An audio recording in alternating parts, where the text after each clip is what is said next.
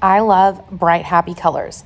I remember one time telling my husband that colors could be happy, and he told me colors don't have emotions, but I totally beg to differ. This rainbow bright layer cake, how can this be anything but happy colors? It's everything: yellow, oranges, greens, blues, purples. Now, I have specifically in my mind that I want to make my quilt top into an ombre. So in the pattern that I'm going to link in the description, it gives you the instructions for making a layer cake shuffle, which is where you shuffle up all the pieces in your layer cake and you use every single one of the 42-inch squares, so no square left behind. And in the layer cake shuffle pattern, it does tell you to just mix up your darks and lights. But I'm actually going to stick with individual color families, like yellow with orange, and then orange with red, and then blue with purple, because I want to make this quilt ombre. Now, I'm reading the instructions. I got these fabric pens for my birthday, and they're heat erasable. I've never used them before, but I'm really curious to try them today. So sometimes I usually just mark with a pencil, but since I just got these pens for my birthday, we're going to use them.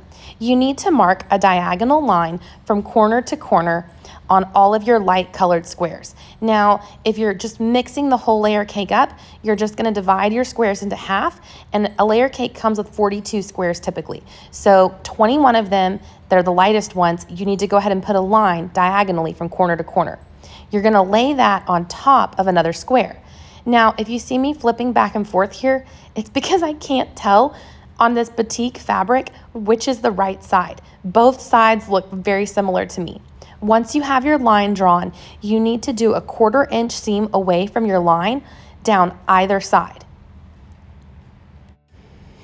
I put these two squares right sides together before I sewed them. In order to make our hourglass shapes, we first have to make giant half square triangles. So once you've sewn your 1/4 inch seam down either side of that diagonal line, you're going to cut on the line. So you're cutting from corner to corner, and you should have a seam there on either side. We're going to iron this open, and this is the first step to making the hourglass.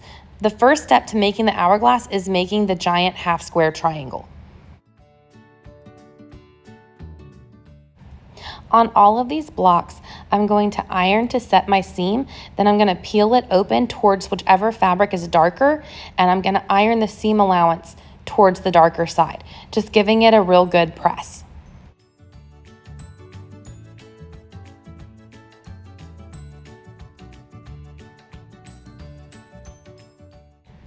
Now, when I picked my two colors for this half square triangle, I went with colors that were in the same color family. So a lighter lemon yellow, and then more of like a tangerine, yellowish orange. I'm now going to put them right sides together. So my lighter color is on top of my darker color. The colors are opposite of each other. And I'm going to nest this up along the seams. This is how we're going to make our hourglass block. So the colors are opposite of each other. The lighter yellow is on top of the darker yellow, and the darker yellow is on top of the lighter yellow. And I'm nesting it up along the seams. And that seam is the same. But now we're going to draw a diagonal line on the opposite diagonal. So both of our seams are going the same diagonal, but now we're going to draw a line from corner to corner the opposite way. It's going to cross. It's going to cross our first diagonal seam line.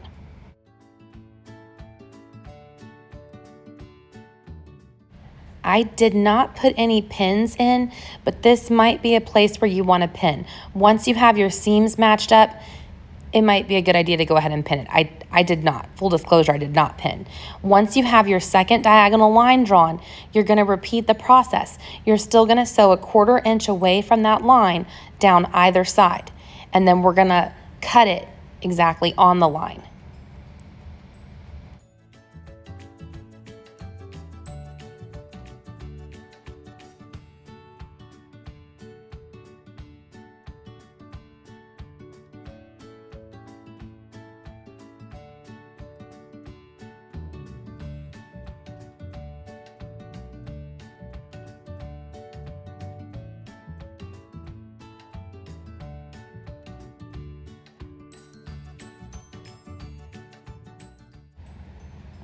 I always feel like I hold my breath a little bit here because when I cut this line, I never really know exactly how well those lines are matched up underneath. So this is about to be a flip and reveal, and we're gonna see how well did we do matching up those lines. I like to lay my blocks down with the seam on the left-hand side, and then I iron to press the seam. This just helps set it. And then I peel it open with my left hand and use my right hand to push the iron over the seam. This is getting the seam allowance to all go in the same direction on the back. And let's look and see, how does our hourglass turn out? I'm thinking this looks pretty good. And I like my little hourglass with the yellow and the kind of orangey yellow. And my plan is just to keep going through this whole layer cake, repeat this same process 21 more times, or I guess we're gonna end up, 21 more times, and we're gonna make all the different blocks. And I'm gonna continue on with trying to use similar colors, but with hopefully enough contrast to get the shape, and then lay them out so that my quilt top ends up making like an ombre rainbow of color. And I'm thinking I might try to go back to the quilt store and get a like a batik fabric that has all the different colors in it to make a border. I'm undecided on if I'm going to add a border to this quilt or not, but if I do add a border, I want it to be a batik print that has 7 or 8 different colors in it to kind of just help tie the whole thing in together. This whole layer cake just has so many bright, beautiful colors. And a layer cake is just simply 10-inch pre-cuts, and sometimes they're called 10-inch stackers or different things, but it's a stack of pre-cut 10-inch squares. And in this case, they already came in an ombre. The layer cake already came with all the different colors kind of arranged in a rainbow. And so I think I'm just gonna kind of go with the rainbow that they gave me, because it's going yellow to orange to red to purple to blue, all the way down to back to a light yellowish green. And I just cannot, in my mind, I can see how I want this quilt top to turn out. And now I just need to figure out if I can execute it and make it look the way I see it in my mind. This lime green was kind of throwing me because it came in the stack down at the bottom of the pile with the greens, but it also had a lot of yellow in it. And so I was trying to decide if I wanted to mix it in with my yellow squares at the top or leave it down at the bottom with the greens. And ultimately I decided, you know what? Riley Blake put this together, and they are a top design company. So if they feel like it belongs down at the bottom with the greens, then I'm just going to trust their judgment, and I'm not going to reinvent the wheel. I will just make my ombre the way that the layer cake came. This is one of those projects where you can get into a really nice rhythm and flow because it's very repetitive. There's a lot of marking diagonal lines. There's a lot of making large half square triangles. There's not a lot of cutting at this point because you're working off the 10-inch pre-cuts.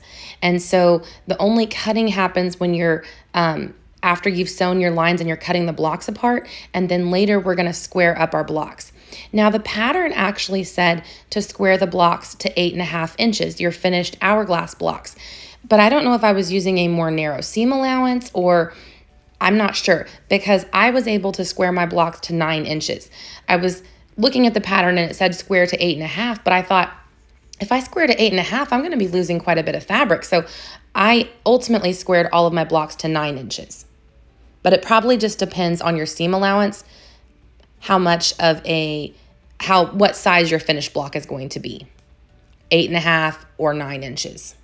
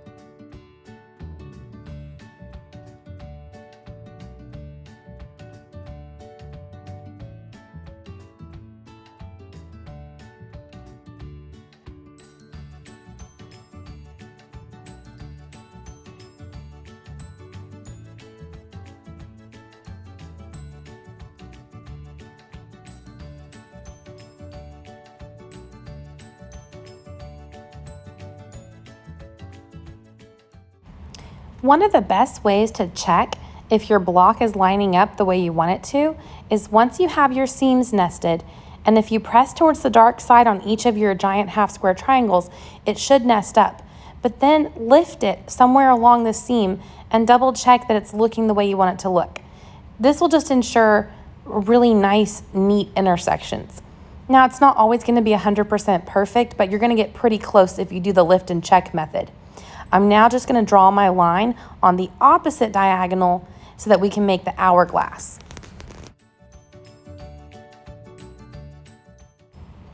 Once you've sewn on a 1/4 inch away from the line that you just drew, you need to do on both sides, a 1/4 inch away from the line you drew on both sides. The next step is going to be to cut this open and iron it, and we're going to check and see how well did we do on matching up our intersections.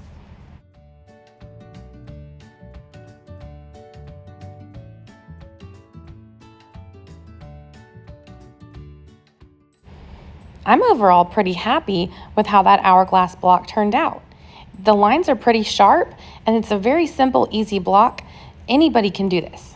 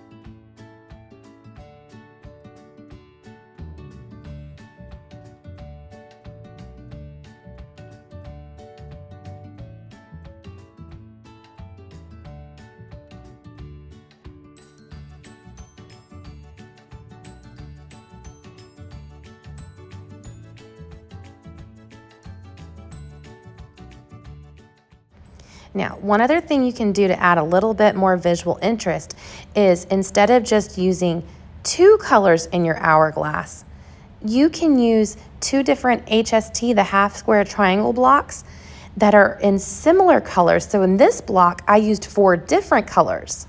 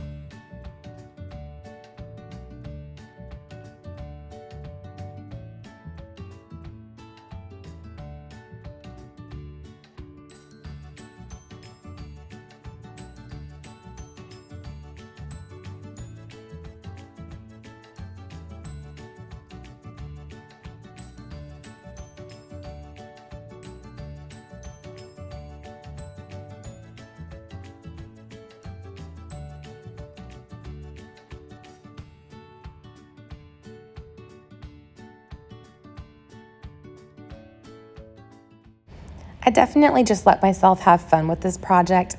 And here you can see, again, I used 4 shades of blues and teals that are all very similar, but each one is actually a distinct shade, but they're all super close together. And so I think this will just kind of add to the fun of this ombre quilt. And I'm still making all hourglass blocks, but I'm just playing around with the color placement and just enjoying all these beautiful, beautiful rainbow of colors in this quilt.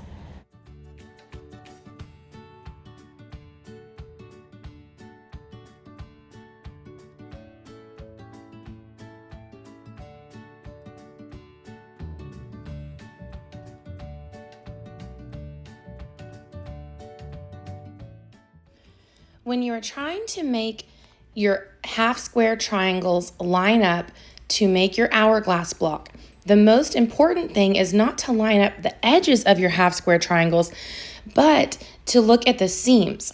You want to nest your seams. If you've pressed both of them to the dark side, your seams should nest. So the way I do this is I kind of drag one half square triangle across the other and feel with my fingers until those seams hit.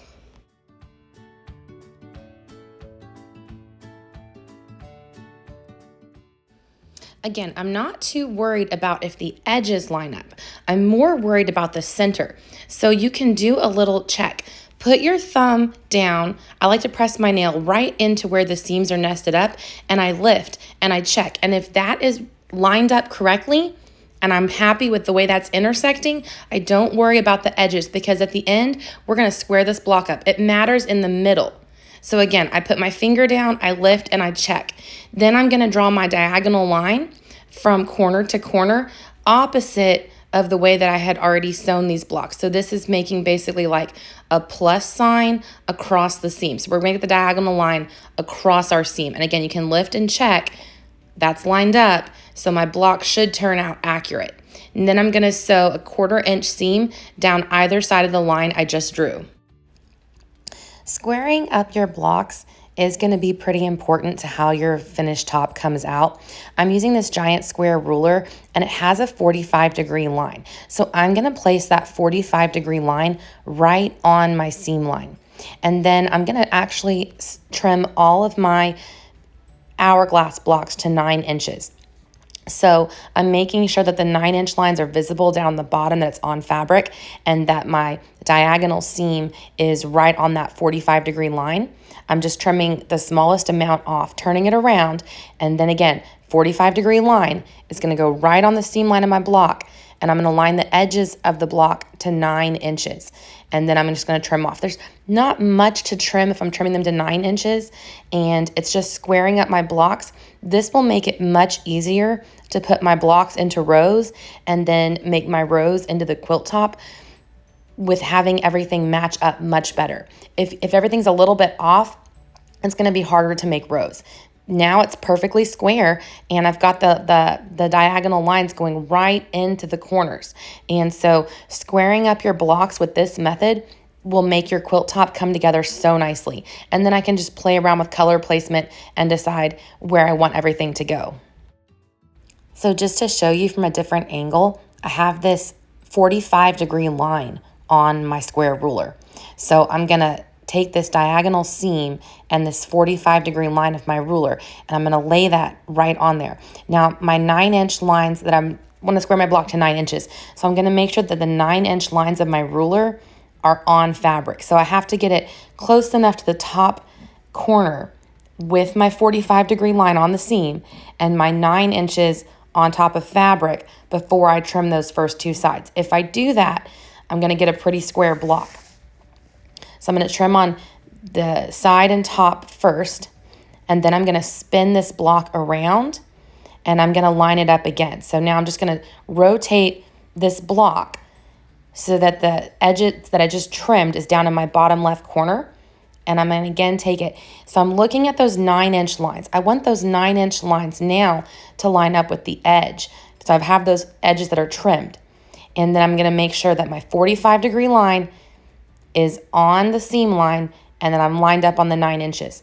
This will make my block perfectly square at 9 inches, and it should make my diagonal seams right into the corner of the blocks. This way, when I go to put the blocks together, I'll have really nice diagonal rows through the whole quilt top.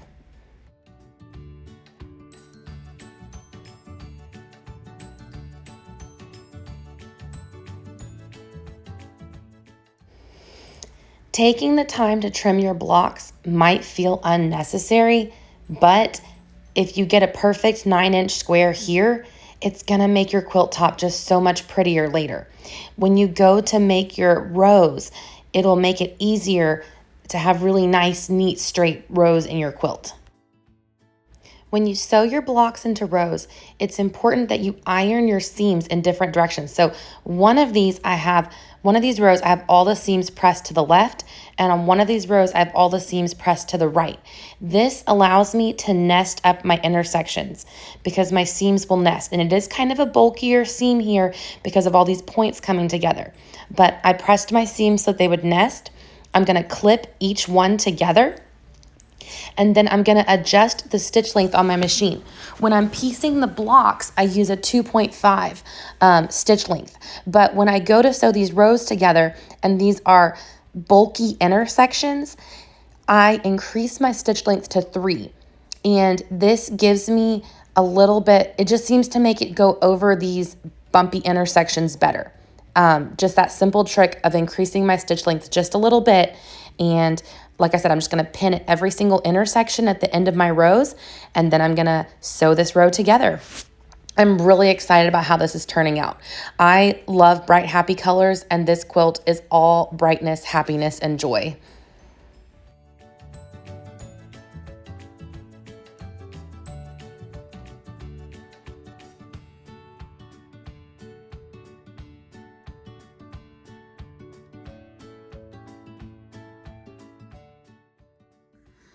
I'm so excited with how this is turning out.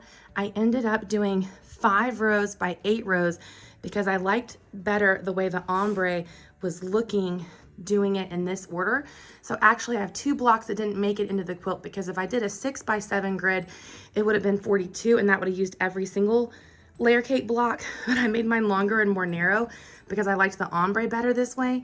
I still think I want to add a border. So I'm almost done. I've been squaring my blocks up to 9 inches and I've got the bottom 3 rows completely sewn together, and I have a few more rows to go, but I'm hoping to finish this morning.